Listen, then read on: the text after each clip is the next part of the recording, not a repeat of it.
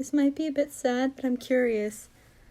What do my hero characters do when they see you sad? Alright, Kendo, give us good luck and hopefully some adorable scenes. Let's go. This character sees you crying and immediately just goes, "Who hurt you? I will destroy them." Tatsu! Oh, he's so manly. I ship him with Kendo. He's so sweet, not gonna lie. I love him so much. This character comes up with hot chocolate and a blanket and your favorite movie, and they're like, "You might not want to talk about it right now, but how about we just sit here and cuddle and watch your favorite movie? I don't want you to be sad." He would! Oh my word, he would! This person sees you're sad and they just sit down beside you on, like, I guess the couch or something in the dorm. And they just sit there and they're like, "If you want to talk about it, I'm willing to listen." And they just sit there and they're so good at listening and it feels so great.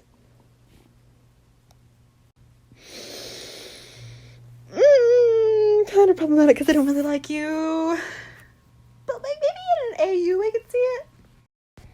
This character kind of like tries to distract you from the fact because they want you to be happy again, but they also get like, hey, they might not want to talk about it. So they're like, "Let's go to your favorite stores." Like for me it'd be, I don't know, Hot Topic, Disney Store, Starbucks. They'd take you to your favorite stores to like get your mind off of it. Or other places if you don't like shopping. I feel like she really would. Honestly, I'm not that big a fan of her. And it's not her fault or anything. It's just, you know, she's not Uraraka and she got a lot of scenes with Deku in the first movie. But I do think her character's kind of underrated, though. They could have given her more than just, like, being a quirkless girl that depends on Deku for a majority of the movie. Like, I get that she's the next David Shield, but, like, come on, give her some more character, please. This person low-key doesn't know what to do because they have their own identity crisis to deal with, so they just sit there and they're like, "What do I do? I want to make Wyatt happy again, but I don't know how." Aww. We don't know that much about her, but I could... Yeah.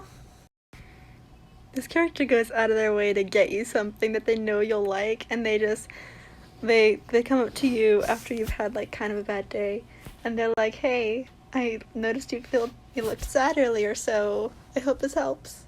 Oh, imagine midnight, like, just like, "Okay, I know I have a class right now, but I gotta go do something important. So, Eraser, can you, like, man my class for a second?" And then she comes back and gets something from one of her students who was feeling upset. I love mentor relationships with students, though let's not make it too weird, you know? This character confronts you, like, not forcefully, but like, they're like, "Hey, I noticed you looked upset," and you break down, and they stand there for a second before just pulling you into a hug and saying, "It's going to be okay." Oh my word!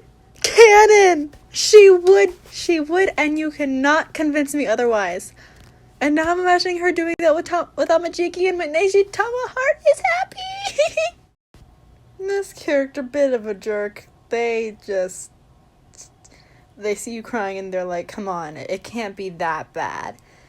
But then there's gonna be like that, you know, arc where like they figure out your tragic backstory, like why you're upset, and then they get really defensive of you and be like, "Just leave them alone. They need time alone right now."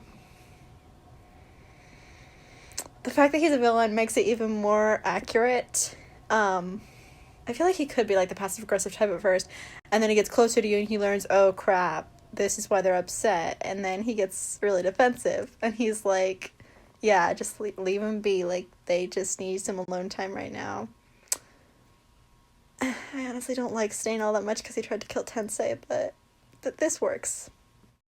This precious bean, they find out you're sad, and then they knock on your door, and then you open it, and they're like, "I made you cupcakes!" Oh, yay! Yes, Yamamoo! Oh, especially with her feeling self-conscious before, and I feel like a lot of teenagers can, like, deal with that, and, like, feeling really self-conscious might be why Ryan cried. And imagine she knows how that feels, so she's like, "Sato, can you please help me make something? I want them to feel better and know that they're not alone." love Yamomo so much. This character, they come into your dorm and they don't want you to be sad because they want you to be happy. So they're like, you know, we're not gonna do this right now. We're gonna go and do something. We're gonna like have a karaoke party or play a game or something. We're gonna play Just Dance or something. And you're gonna be happy again because they don't like seeing you sad. I don't know much about Ibarra right now. I'm an anime only watcher, so I got a little bit of an update on her in season 5 with the battles between class 1A and 1B. But yeah, she doesn't. I haven't seen enough of her, I don't think, to judge this just yet. This character, we love this character because this character is just trying to make you laugh so you don't be sad anymore. Okay, but the fact that he kind of antisocial, I feel like he'd be the kind to just like accidentally miserably fail. And it's so hilarious and it's so sweet that you can't help but at least smile. This character is the person that made you sad and now they're trying so hard to make you happy again because they feel so bad. Zero! Oh, I feel like he could unintentionally make someone sad and then he'd be like, oh no, crap, oh gosh, what have I done? And try so hard to make up with you. He's underrated. He is so underrated, not gonna lie. This person just wants you to dry it up and deal with it like a man or woman, I guess. You did not strike me as that type, Miss Joke. This person kind of tries to like take your attention away from the thing that makes you sad, but also at the same time get you to talk about it because you won't talk about it, but like they want to know what's wrong so they can fix it. So like they try to get your mind off of it, but at the same time like try to get an answer out of you. Yeah. He'd try and go like incognito, try to make you tell him what's wrong, but it ends up being really obvious he's trying to get an answer out of you.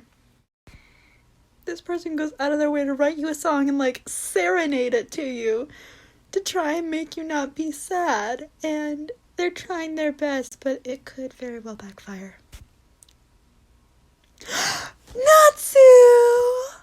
I feel like he wouldn't know, especially like along with like Todoroki and Fuyumi and possibly Dabi. He wouldn't know how to make someone not sad because he never like, he and his siblings weren't like, they weren't close enough to know.